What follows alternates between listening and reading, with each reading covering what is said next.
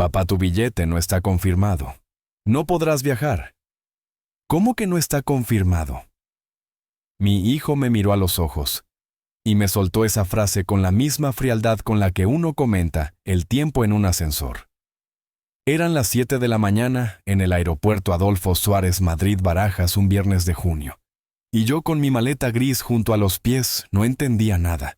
Me llamo Eduardo Salazar, tengo 70 años, soy viudo desde hace 5, y trabajé toda mi vida como empleado en una sucursal bancaria en Salamanca. Pasé más de 3 décadas tratando con dinero de otros, detectando trampas, mentiras y excusas mal contadas. Pero jamás imaginé que un día tendría que usar ese instinto contra mi propio hijo. Antes de seguir, quiero agradecer a este canal por dejarme contar lo que me ocurrió. Y a ti que me escuchas, te invito a suscribirte y contarme en los comentarios desde qué ciudad de España me estás viendo. Quizá esta historia te remueva algo por dentro como a mí me removió esa mañana. Desde que falleció mi esposa Teresa, vivo solo en un piso en el centro de Salamanca. Tengo 4 pisos en alquiler además de mi pensión mensual, así que no me falta nada. Y justamente por eso, hoy lo sé bien. Me convirtieron en un blanco perfecto para una traición que no vi venir. ¿Cómo que no está confirmado?, repetí con un nudo en la garganta. Javier, mi hijo menor de 39 años, encogió los hombros y desvió la mirada. Seguro ha habido un fallo con la agencia, papá. Ya sabe cómo va esto. Lo dijo con una naturalidad que me heló la sangre. A su lado estaba Clara, mi nuera, pegada al móvil fingiendo revisar reservas. No me miraba.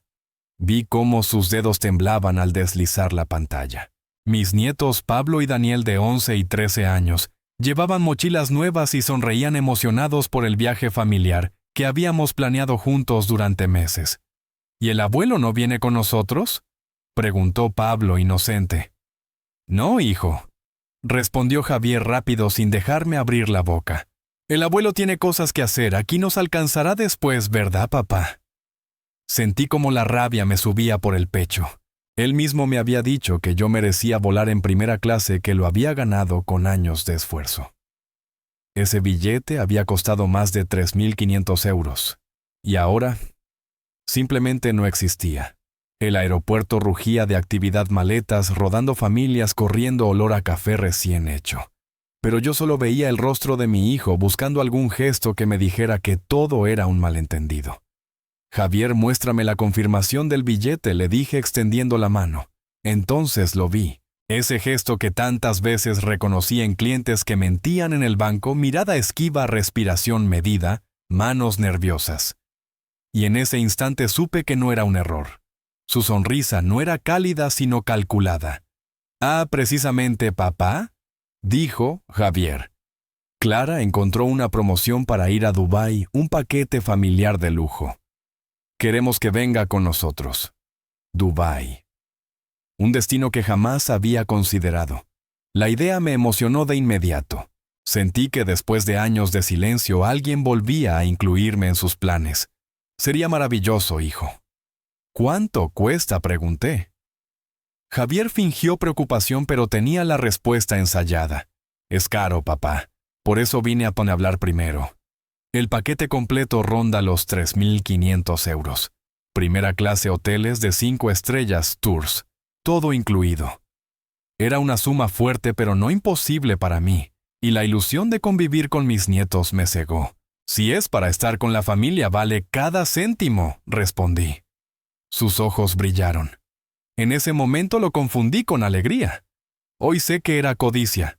De verdad aceptaría, papá, sería entre finales de febrero y principios de marzo, justo cuando los niños tengan vacaciones, añadió. Él ya lo tenía todo planeado con tiempo suficiente para montar el engaño. Durante las semanas siguientes, tanto Javier como Clara empezaron a visitarme con más frecuencia. Llegaban con folletos de agencias, catálogos, imágenes de hoteles con piscinas infinitas, spas y restaurantes de lujo. Mire esto, suegro se van a enamorar, decía Clara mostrándome fotos en su móvil. Yo me dejaba llevar. Imaginaba a Pablo y Daniel jugando en el agua, cenas familiares frente al mar, conversaciones tranquilas como cuando la familia aún era familia. Javier remataba el discurso. Lo mejor es que estaremos juntos, papá. Solo familia sin preocupaciones. Eso era lo que yo necesitaba escuchar. Desde que Teresa falleció me había sentido desconectado de todos. La ilusión de recuperar mi papel de abuelo me hizo bajar la guardia. Una tarde Javier fue más directo. Papá, como es un viaje internacional, hay que pagar por adelantado. Para asegurar precios y reservar todo, necesitamos el depósito antes de que termine diciembre. En el banco siempre aconsejé desconfiar de pagos anticipados, pero esta vez no lo pensé 2 veces. ¿Cuánto necesitáis?, pregunté. Unos 1.750 euros para reservar, contestó él. Al día siguiente hice la transferencia a la cuenta de Javier. Recuerdo su voz emocionada en la llamada: «Papá no sabe lo importante que esto es para nosotros. Los niños están felices». De fondo escuché a Pablo y Daniel gritar: «¡Vamos a Dubái!». Ese grito me llenó de orgullo. En enero Javier regresó con otra excusa. «Papá subió el precio de los tours. Necesitamos 1.050 euros más». Pagué sin discutir. En febrero vino de nuevo. «Papá, hay que mejorar las habitaciones y pagar algunas cosas por adelantado. Son 700 euros más». Cuando sumé todo, ya habían salido de mi cuenta más de 3.500 euros. Cada transferencia venía acompañada de abrazos, comidas en familia, llamadas de cariño. Todo actuado. Lo sé ahora. Sentado en mi poltrona después de la humillación en el aeropuerto, cada visita y cada sonrisa empezaban a tener otro significado. No eran gestos de amor, eran movimientos calculados para sacarme dinero. Abrí la app del banco en mi móvil. Ahí estaban las 3 transferencias: diciembre, enero y febrero. Exactamente como lo habían planeado. Ni un solo céntimo destinado a mi billete. Y lo que más me dolía no era el dinero. Era la frialdad con la que me mintieron mirándome a los ojos. Y la facilidad con la que me dejaron abandonado en un aeropuerto abarrotado con una maleta inútil. Yo, Eduardo Salazar, que pasé toda mi vida protegiendo las finanzas de otras personas, había caído en la trampa de mi propio hijo. Esa noche, mientras revisaba una y otra vez los movimientos en mi cuenta, una idea empezó a crecer dentro de mí. Si había algo que aún sabía hacer mejor que nadie, era seguir el rastro del dinero. Y si Javier y Clara creían que podían burlarse de mí, pronto descubrirían que se equivocaron de Salazar. A la mañana siguiente me desperté con una claridad que no sentía desde mis años en la oficina bancaria de Salamanca. Puse la cafetera italiana sobre el fuego, encendí el ordenador y me puse a trabajar. 40 años entre balances y números. Me habían enseñado una regla de oro: si quieres descubrir la verdad, sigue el dinero. Llamé a una antigua compañera de trabajo, Teresa Morales, abogada especializada en derecho patrimonial. Le conté todo lo ocurrido. Escuchó en silencio y con un tono firme me dijo: «Eduardo, lo que me cuentas es un fraude en toda regla. Puedes denunciarlos penalmente». Respiré hondo. No quería juicios interminables ni titulares vergonzosos. No quería arrastrar a mis nietos por tribunales. Quería justicia, pero a mi manera. Entonces recordé que Clara no podía vivir sin publicar cada detalle de su vida en redes sociales. Abrí su Instagram y empecé a revisar. Al principio nada fuera de lo común: fotos de Pablo y Daniel en el colegio, cenas en restaurantes caros, ella en salones de belleza. Pero de pronto ahí estaba la prueba que buscaba. Una foto de Javier y Clara sonriendo en una tienda de lujo de Madrid, cargados de bolsas de marca. La descripción era clara: últimas compras antes del viaje soñado a Dubái. La sangre me hervía. Ese dinero era mío, y aún faltaba lo peor. Teresa arqueó una ceja cuando le dije que no quería tribunales. «¿Y cuál es tu manera?», preguntó. «Usar el único lenguaje que entienden el dinero», respondí. «Entonces necesitaremos pruebas sólidas», me advirtió. «Las tengo: transferencias, registros bancarios, mensajes y extractos», contesté. Quedamos en vernos al día siguiente para preparar un documento legal que me diera libertad de maniobra. Esa noche casi no dormí, pero no por tristeza, era la adrenalina de un plan tomando forma. Al amanecer, sonó el teléfono. Era Sonia, otra vieja compañera que aún trabajaba en sistemas bancarios. Eduardo, lo pensé bien. Lo que me pides es arriesgado.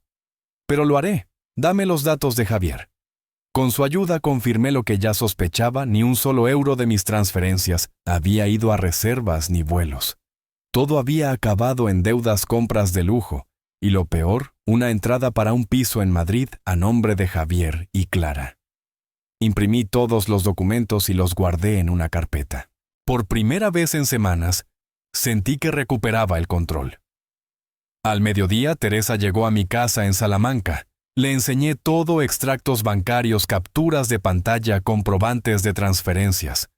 Con esto podemos cerrar las cuentas conjuntas y cancelar los plásticos adicionales. Legalmente es más que suficiente, explicó. Redactó un poder notarial limitado que me permitiría actuar rápido. Al firmar, ella me miró con una mezcla de sorpresa y respeto. Lo tuyo no es venganza, Eduardo. Es justicia estratégica. Y por primera vez desde aquella mañana en el aeropuerto. Sonreí con serenidad. Esa frase se me quedó grabada. Por la tarde fui directamente a la sucursal bancaria de Salamanca. El gerente Carlos Martín me recibió con la cortesía de siempre. Conocía a mi familia de toda la vida. Habíamos compartido cafés, sobremesas y hasta alguna feria del barrio. Don Eduardo, supongo que quiere cancelar la cuenta conjunta con su hijo, dijo en voz baja. Es una decisión importante.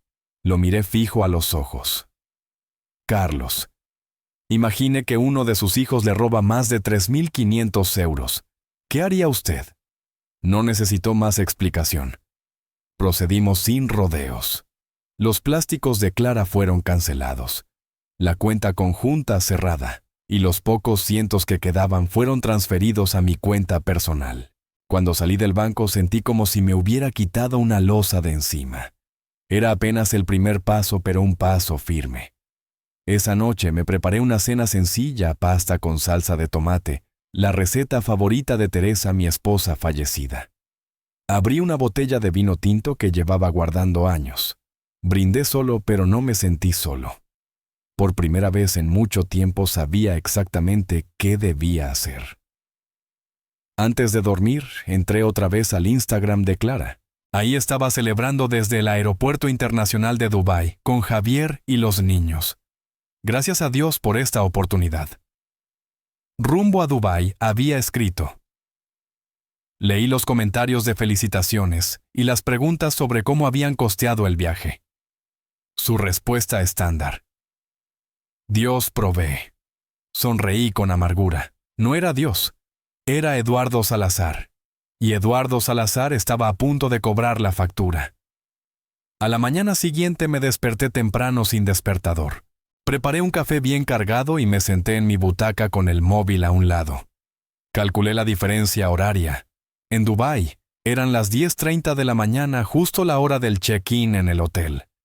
Entonces sonó el teléfono número internacional. Contesté con calma. Papá, qué bueno que atiende. Está pasando algo extraño aquí. Era la voz de Javier alterada. Yo estaba a punto de disfrutar cada segundo de esa llamada. Esa cuenta fue cerrada ayer, respondí con tranquilidad. El silencio al otro lado fue casi musical. ¿Cómo que cerrada?, murmuró Clara. Exactamente eso.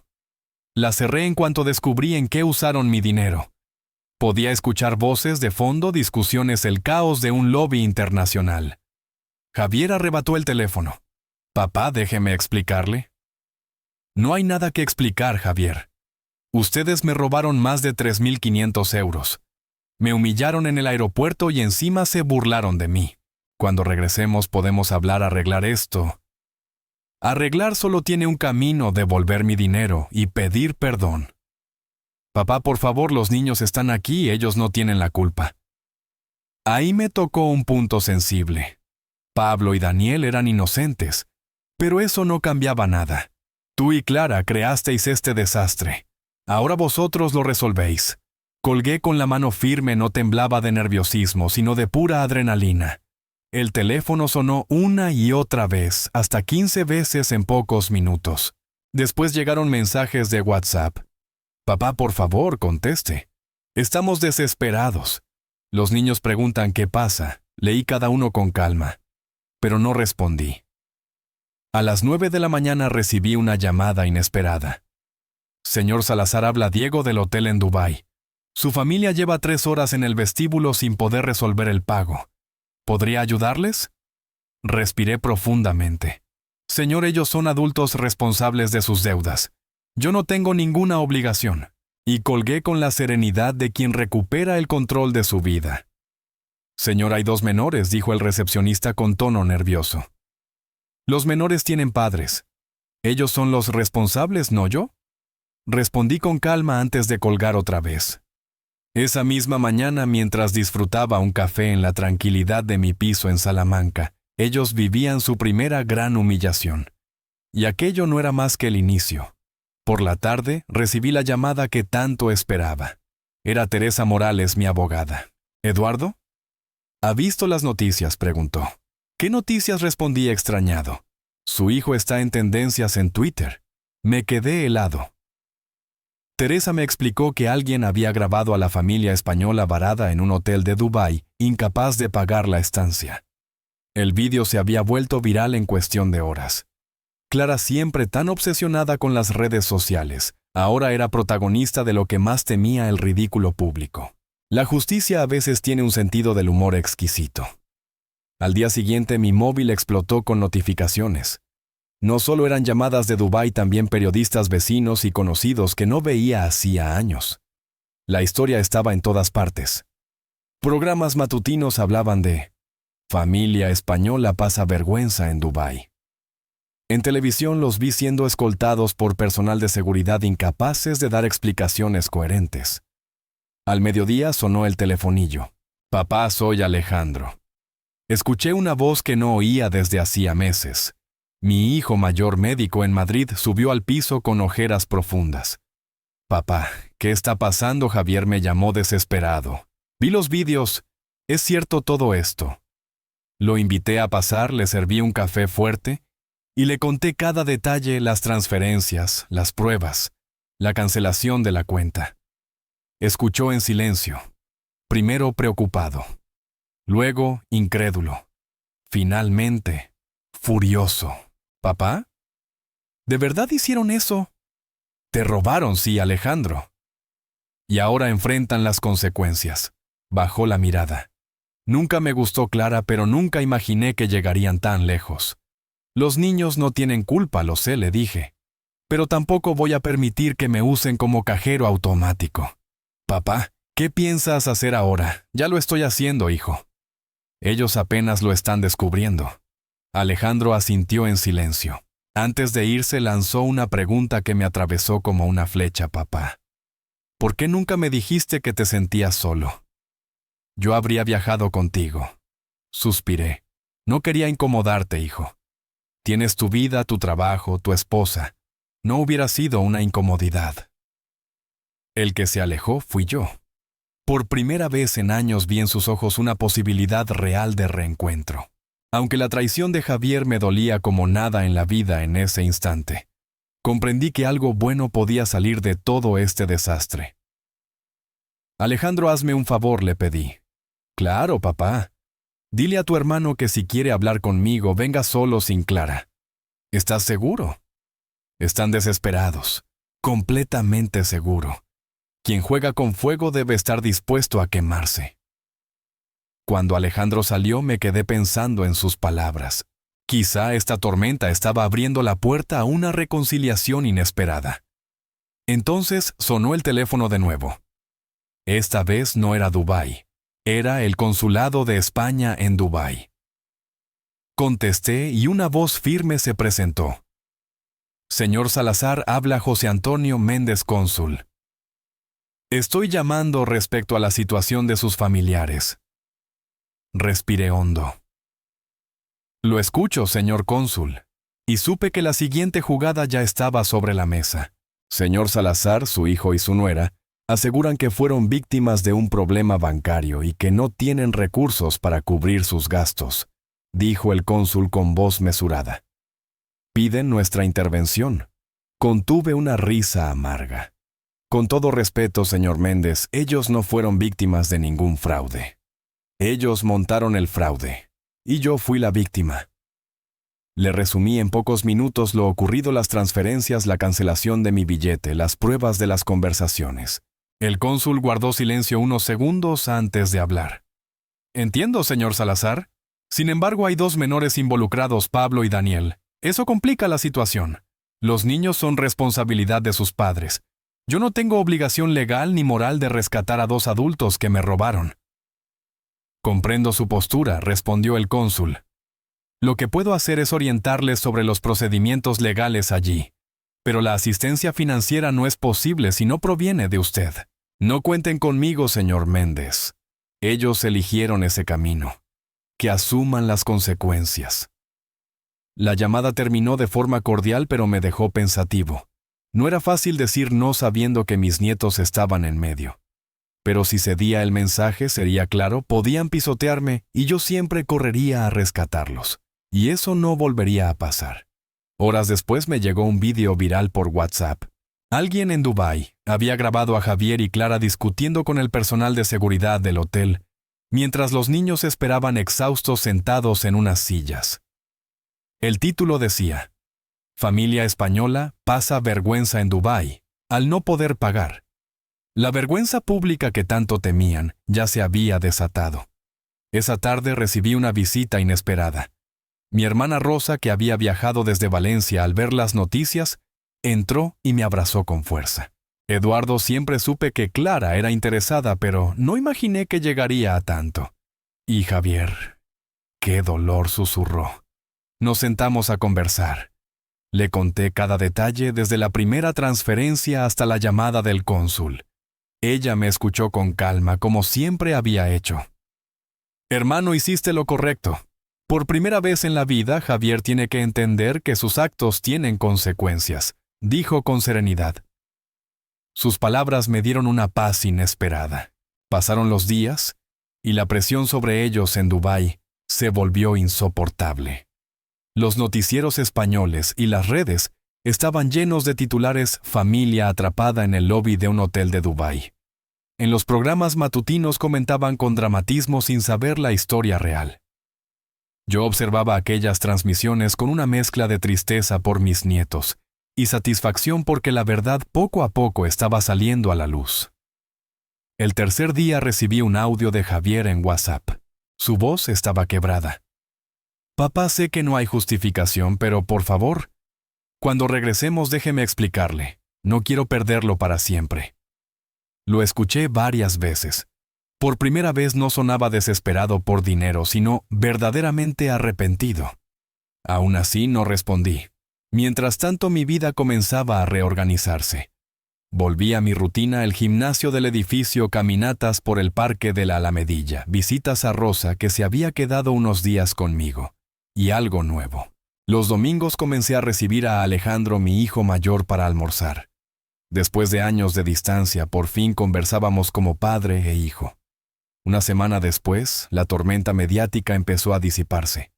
Pero mi decisión seguía siendo firme: nunca más permitiría que me usaran como un cajero automático. Javier y Clara lograron pagar parte de la deuda del hotel con un préstamo de emergencia de un conocido. Aún así regresaron a España cargando con la vergüenza de haber sido exhibidos como estafadores en el extranjero. Yo ya me preparaba para lo inevitable. Tarde o temprano tocarían a mi puerta. No tuve que esperar demasiado. Un sábado por la tarde, mientras veía las noticias, sonó el timbre del interfono. Suegro. Soy Clara. Necesito hablar con usted, dijo una voz temblorosa. Me quedé en silencio unos segundos antes de contestar. Aquí abajo en la sala de espera, 5 minutos. Cuando la vi, estaba irreconocible, sin maquillaje, con el cabello recogido, visiblemente más delgada. Se levantó rápidamente en cuanto me vio. Gracias por escucharme, suegro, dijo. No dije que iban a escucharte mucho. Solo 5 minutos, respondí. Nos sentamos en una banca de la entrada del edificio, lejos de la intimidad de mi piso. Empezó sin rodeos: vengo a pedir disculpas. De verdad, todo esto fue idea mía. Javier solo me siguió porque lo presioné. Yo lo arrastré a esta locura. La miré fijamente. Sois dos adultos. Los dos sois responsables. Bajó la cabeza. Lo sé. Y sé que no me cree, pero estoy arrepentida. Ya hablé con Javier y tomamos una decisión. ¿Vamos a separarnos? Esa confesión me tomó por sorpresa. ¿Y los niños?, pregunté. Se quedarán conmigo, pero jamás les negaré ver a su abuelo. Nunca respondió con la voz quebrada. Javier está destrozado, no duerme. Llora todas las noches. Pero esto es lo correcto. Yo destruí a esta familia, y tengo que asumirlo. No respondí enseguida. No sabía si aquello era otra estrategia o arrepentimiento real. Clara, ¿entiendes que con esto complicas aún más la situación financiera de todos? Sí, pero el dinero se consigue. La familia, cuando se rompe a veces, ya no vuelve a ser la misma. Se levantó y antes de irse añadió: Javier venderá el piso. Prometió que cada euro se lo devolverá a usted. Me quedé sentado largo rato procesando sus palabras. Había algo distinto en Clara, una humildad que nunca le había visto. ¿Sería real? No lo sabía. Unos días después, Alejandro apareció de nuevo en mi puerta con noticias que no esperaba. Sonó el timbre y cuando abrí la puerta su rostro lo decía todo. Entró con un gesto serio como si cargara una noticia pesada. Papá, necesito hablar con usted. Es sobre Javier. Lo invité a pasar y le serví café. Se sentó en la orilla del sofá, señal de que no planeaba quedarse mucho. ¿Qué pasó ahora?, pregunté con cautela. No es por Clara. Javier está viviendo solo en un piso pequeño cerca del trabajo. Vendió el otro piso y me dijo que el dinero es para usted. Me quedé en silencio procesando lo que acababa de escuchar. ¿Vendió el piso tan rápido? Sí, papá. Incluso aceptó menos de lo que valía solo para cerrar la venta. Pagó deudas y guardó el resto para devolvérselo. Dice que vendrá la próxima semana en persona a entregárselo. Sentí una mezcla de incredulidad y desconfianza. ¿Y tú le crees a Alejandro? Esta vez sí. Nunca lo había visto tan destruido. Dice que ella no tiene nada, que liquidó el coche, vendió relojes, muebles, todo. Pero lo más importante, añadió Alejandro con voz firme, es que dice que ya no quiere dinero fácil, solo recuperar la confianza de su padre. Por primera vez en mucho tiempo. Dudé si no era el inicio de un verdadero cambio. Las palabras de Alejandro me conmovieron, aunque no lo admití de inmediato. Alejandro, después de todo lo que hizo tu hermano, las palabras pesan poco. Lo que vale son los actos. Vamos a ver si cumple, dije con voz firme. Él asintió en silencio. Aquella noche me costó conciliar el sueño.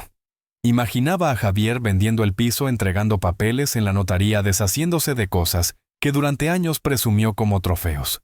Me preguntaba si aquello era una verdadera muestra de arrepentimiento, o simplemente otra estrategia para comprar mi perdón. El sábado siguiente llegó la prueba. Eran las 11 de la mañana cuando sonó el timbre del interfono. Al abrir allí estaba Javier con Pablo y Daniel. Los pequeños me miraron con ojos llenos de esperanza, como si no entendieran por qué habían pasado tantas semanas sin ver a su abuelo. He venido solo para que vean a su abuelo, papá, dijo Javier. No tienen por qué pagar por mis errores. Ni siquiera necesitamos subir si usted no quiere. Me incliné hacia mis nietos y les acaricié la cabeza. Claro que pueden subir, pero solo vosotros dos y vuestro padre. Hoy vamos a almorzar juntos. Los ojos de los niños se iluminaron. ¿De verdad, abuelo? Podemos, gritaron a coro. Subieron corriendo, y la casa, que había estado demasiado silenciosa durante semanas, volvió a llenarse de risas y movimiento. Antes de que los niños se sentaran a la mesa, Javier sacó un sobre grueso de su chaqueta y me lo extendió. Aquí está, papá, 3.500 euros. Cada céntimo que salió de su cuenta. El sobre pesaba más de lo que imaginé. Lo puse sobre la mesa sin abrirlo. ¿Y cómo piensas vivir ahora, Javier, sin coche, sin piso, endeudado hasta el cuello? Eso ya no importa, respondió con un suspiro. Lo que importa es devolver lo que no era mío. Si tengo que empezar desde cero, lo haré. Pero quiero hacerlo limpio, aunque me lleve toda la vida. Lo observé detenidamente. Sus manos temblaban un poco. Su mirada ya no era altiva, sino la de un hombre derrotado que aún conservaba una chispa de esperanza. Javier, devolver el dinero es apenas el primer paso. Recuperar la confianza lleva mucho más. Lo sé, papá. Estoy dispuesto a dar esos pasos uno por uno. Los niños entraron corriendo con vasos de refresco, interrumpiendo la tensión. Decidí no alargar la conversación y los invité a sentarse. Había preparado estofado como cuando eran pequeños.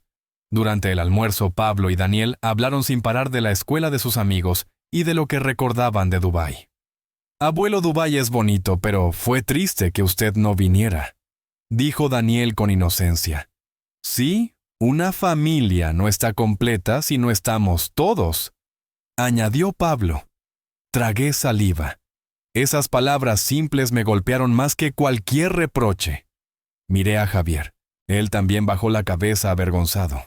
A veces los adultos cometemos errores graves, hijos, les dije, pero lo importante es tratar de corregirlos. Después del almuerzo, mientras los niños veían dibujos animados en la sala, Javier se acercó a la cocina para ayudarme a lavar los platos.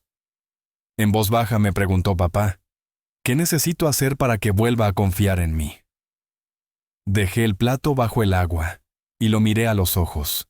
La confianza no se recupera con un sobre de dinero ni con un almuerzo. Se gana día tras día con actos y constancia. No se trata de jurar sino de cumplir. Entonces, deme la oportunidad de demostrarlo. Ya la tienes, pero bajo mis condiciones. Le enumeré 3. Y por primera vez en mucho tiempo Javier no discutió. Solo escuchó. Almorzar conmigo todos los domingos junto a Pablo y Daniel. Hablarme con total transparencia sobre tus problemas y decisiones financieras. Y si algún día necesitas ayuda económica, pedírmela, pero nunca más robarme.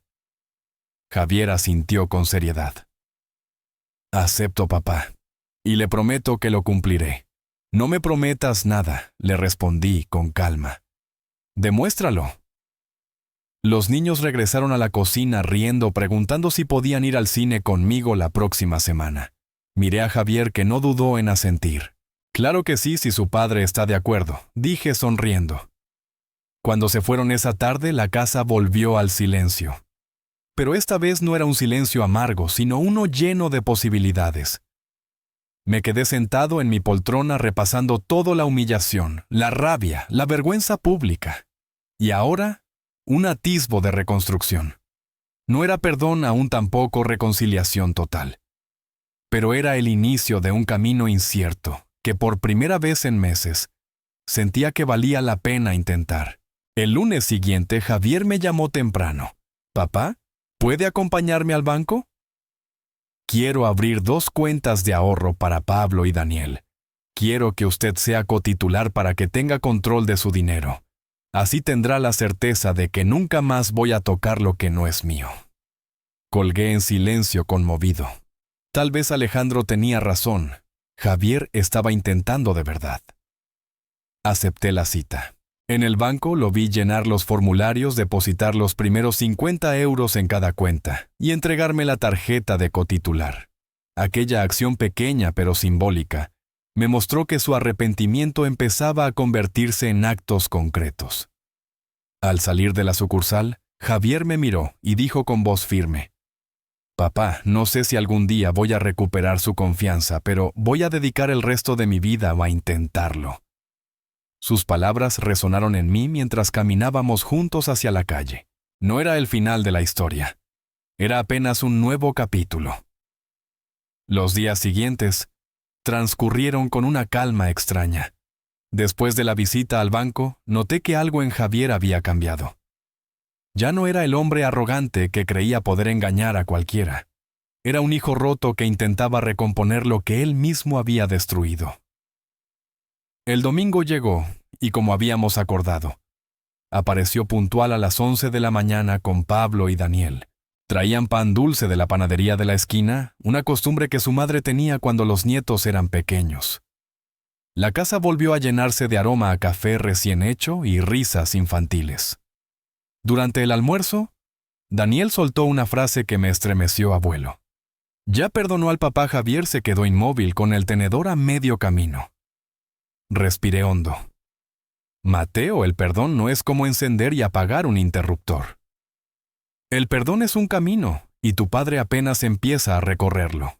Los niños no entendieron del todo, pero asintieron con seriedad como si hubieran aprendido algo importante. Javier, en cambio, bajó la mirada. Después de comer, mientras ellos armaban un rompecabezas en la sala, Javier y yo recogimos la mesa. Me habló en voz baja. Papá, sé que todavía no confía en mí, pero quiero pedirle una oportunidad real. Quiero que me permita demostrar semana tras semana que puedo ser diferente. Lo miré fijamente. No quise darle respuestas fáciles. Javier, ¿yo? No puedo borrar lo que pasó en el aeropuerto ni las noches en que me pregunté cómo un hijo pudo humillar así a su padre. Pero si de verdad estás dispuesto a cambiar, entonces tendrás esa oportunidad. Tendrás que mostrarlo con hechos, no con palabras. Cada domingo que vengas, cada gesto con tus hijos, cada decisión que tomes, será la prueba, le dije. Javier asintió con un brillo extraño en los ojos, mezcla de vergüenza y esperanza. El miércoles siguiente recibí la visita de Alejandro, mi hijo mayor.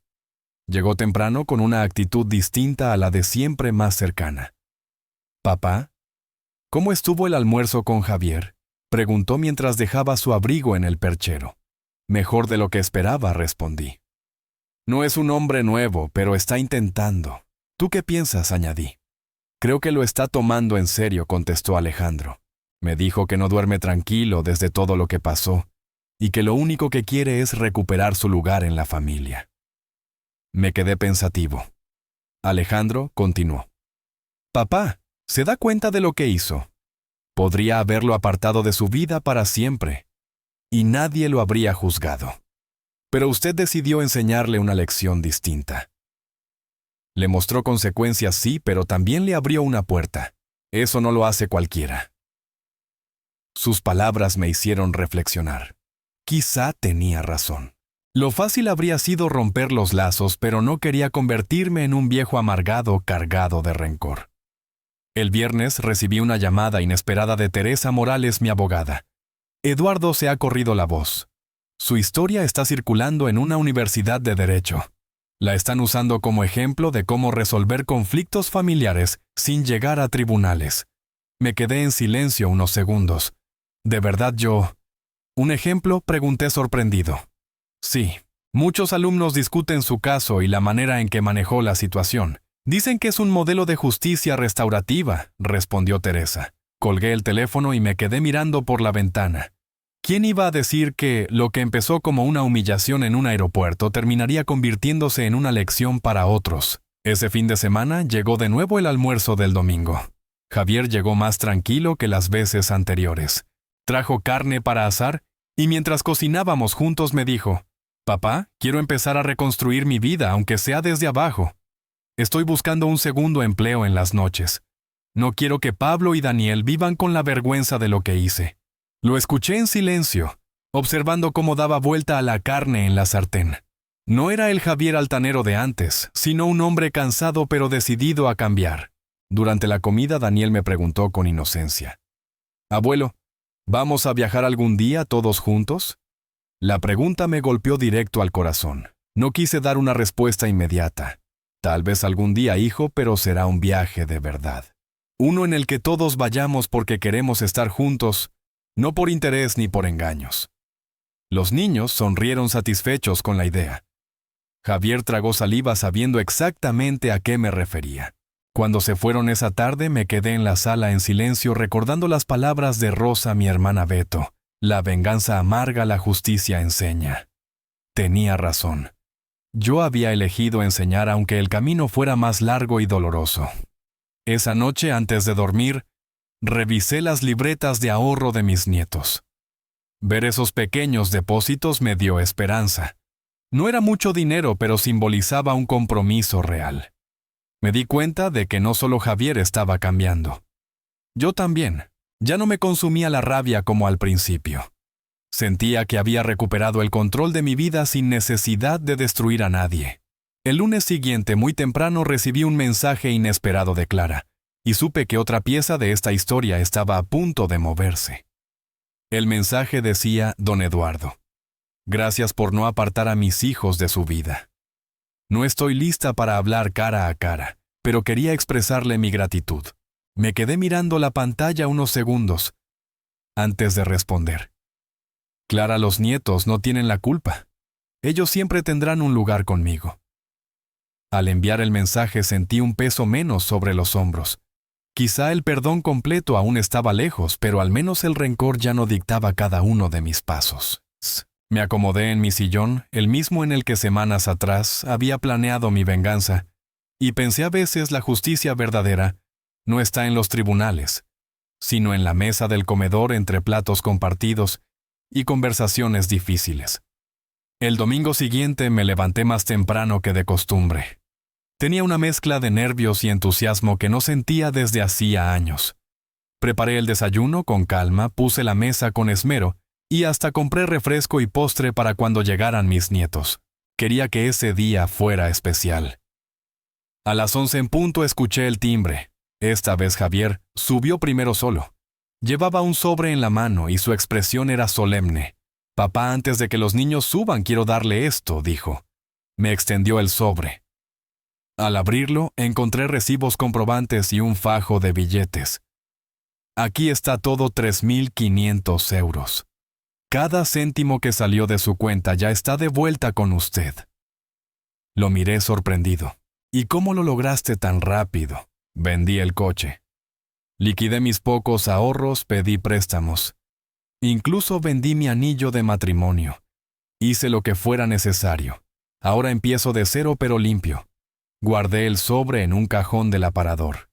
No lo conté en ese momento. No hacía falta. Lo que me importaba no era la suma, sino la intención. Devolver el dinero es apenas el primer paso, Javier. Lo que realmente vale es lo que hagas a partir de ahora. Lo sé, papá, y estoy dispuesto a demostrarlo.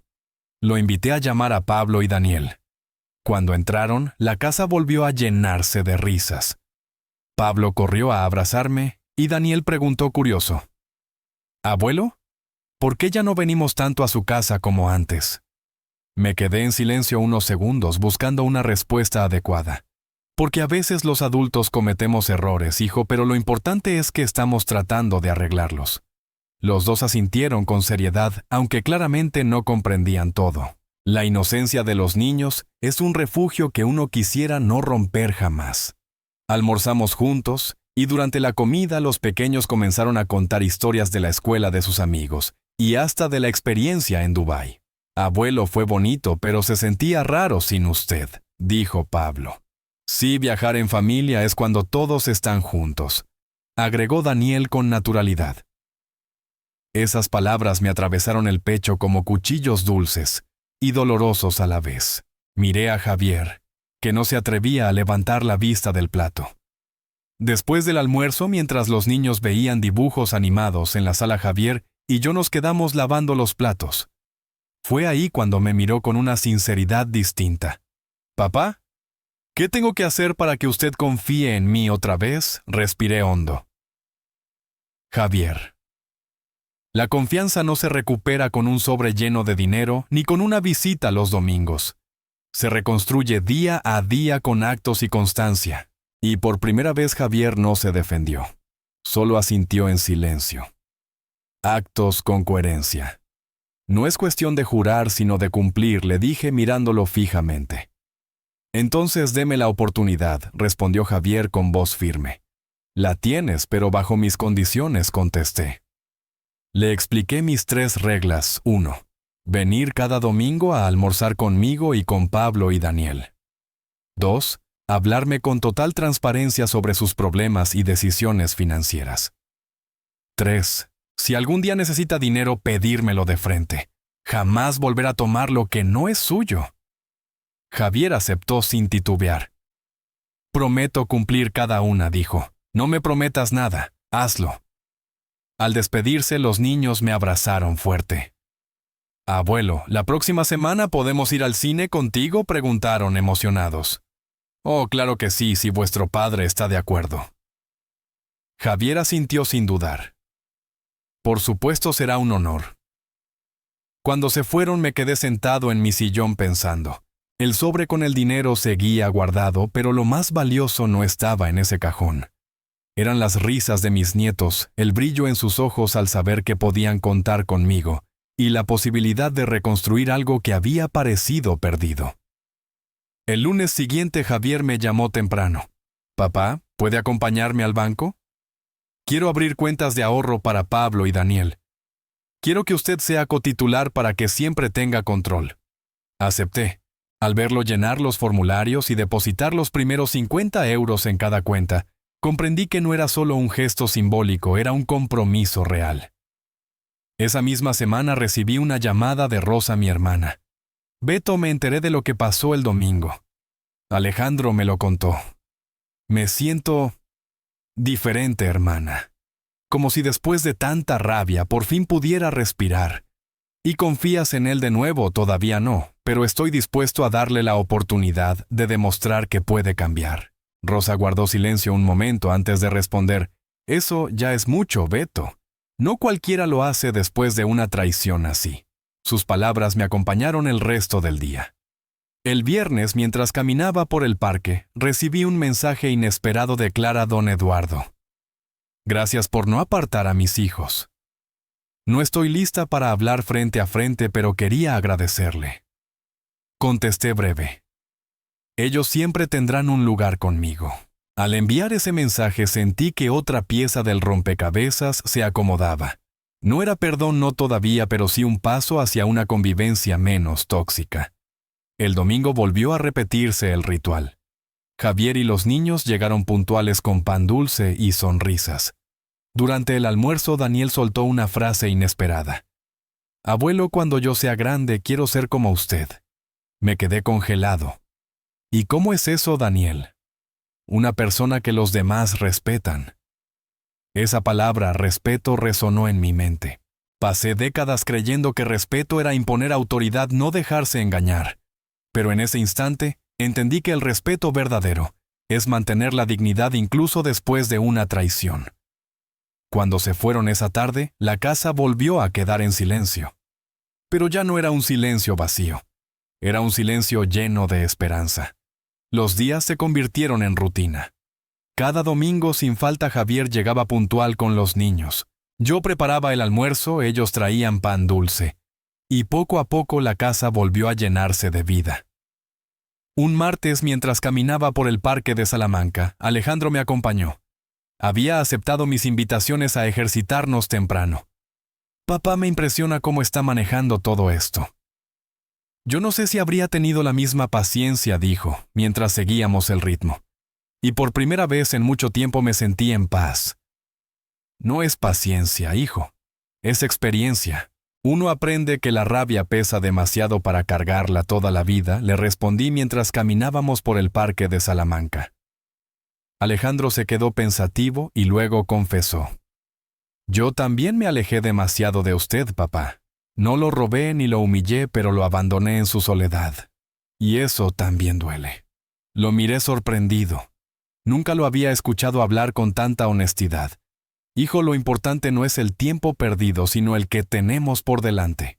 Si de verdad quieres estar presente, entonces aprovechemos lo que nos queda». Ese día entendí que la crisis con Javier, paradójicamente, me había devuelto también a Alejandro. El siguiente domingo, después de comer, Javier me pidió hablar a solas. «Papá, vendí todo lo que tenía. Estoy empezando desde cero, pero quiero que sepa que aunque me cueste la vida, no pienso volver a fallarle». Javier, las palabras no borran la herida. Solo las acciones constantes lo harán. Pero me alegra escuchar que entiendes el peso de lo que pasó. En ese momento, Pablo y Daniel entraron corriendo interrumpiendo la conversación. Traían dibujos que habían hecho para mí, casas, árboles, y una gran mesa con toda la familia sentada. En la esquina con letras torcidas se leía, «Familia Salazar unida». Guardé ese papel en el mismo cajón donde tenía el sobre con el dinero. Me di cuenta de que ese dibujo valía mucho más que los billetes. Días después recibí otra llamada de Teresa Morales, mi abogada. «Eduardo, su historia sigue generando comentarios. Algunos dicen que usted aplicó la mejor lección de justicia familiar que se podía dar». Reí con ironía. «Yo no hice nada extraordinario, Teresa. Solo les mostré a mis hijos que los actos tienen consecuencias.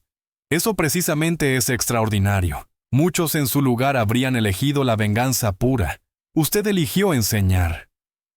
Colgué el teléfono y me quedé pensando. Tenía razón. Había cruzado la línea entre venganza y justicia. Y aunque todavía dolía, ya no me consumía como antes. Un jueves, al regresar de fisioterapia, el portero me detuvo. Don Eduardo, su nuera, lleva un buen rato esperándolo en la recepción. Era Clara. Lucía distinta sin maquillaje, el cabello recogido más frágil que de costumbre. Cuando me vio, se levantó rápidamente. Gracias por escucharme, don Eduardo. Solo quiero decirle que me equivoqué, que fui la cabeza de todo esto y que lo siento de verdad.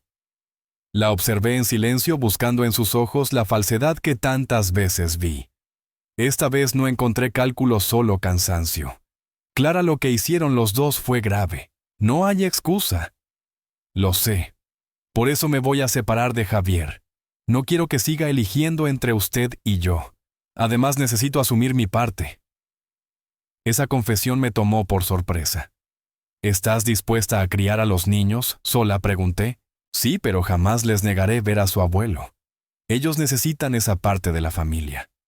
No supe qué responder. Me limité a asentir y despedirme. Después de que se fue, me quedé largo rato en el banco de la entrada procesando lo que había pasado. El fin de semana, Alejandro vino a visitarme y confirmó la noticia. Papá Javier y Clara se separaron. Él está viviendo en un piso pequeño. Vendió hasta el coche para liquidar deudas. Lo sé, respondí. Ella me lo dijo en persona. Parece que por primera vez está asumiendo responsabilidad. Alejandro suspiró. Papá, yo creo que esta es la oportunidad para que Javier reconstruya, aunque sea poco a poco. Me quedé en silencio sin querer apresurar conclusiones. A veces el cambio verdadero no se anuncia, se demuestra. El domingo Javier llegó con Pablo y Daniel. Estaba visiblemente más delgado, con ojeras marcadas. Me entregó un recibo de la venta del piso. Papá, todo lo que debía quedó saldado. No tengo nada, pero al menos no tengo deudas. Quiero empezar limpio aunque me lleve toda la vida, dijo con voz serena. Lo observé en silencio. En su tono no había soberbia, solo cansancio y determinación. Después del almuerzo, mientras lavábamos los platos, me preguntó de nuevo: papá, ¿cree que algún día pueda confiar en mí otra vez, Javier? La confianza no se pide, ni se exige, se gana. Si quieres recuperarla, tendrás que demostrarlo con cada decisión, con cada día que pase. Si lo logras, entonces hablaremos de perdón. Asintió en silencio, como quien acepta una condena. Pero también una oportunidad.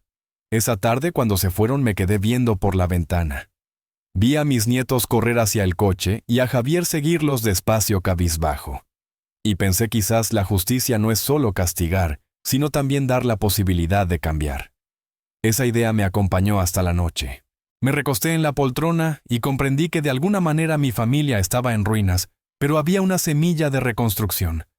Y esa semilla merecía al menos la oportunidad de crecer. Han pasado ya 6 meses desde aquella mañana en el aeropuerto que cambió todo. Hoy, sentado en mi sillón de siempre, puedo mirar atrás y decir que he aprendido más en medio año que en toda una vida de 70 años. Javier no ha fallado un solo domingo. Cada semana llega puntual con los niños. Comemos juntos, conversamos, y después me cuenta cómo van sus finanzas, sus deudas, sus intentos por levantarse. Al principio eran conversaciones incómodas, llenas de silencios y miradas esquivas, pero con el tiempo se volvieron más sinceras. He visto en él algo que no esperaba volver a ver: esfuerzo genuino.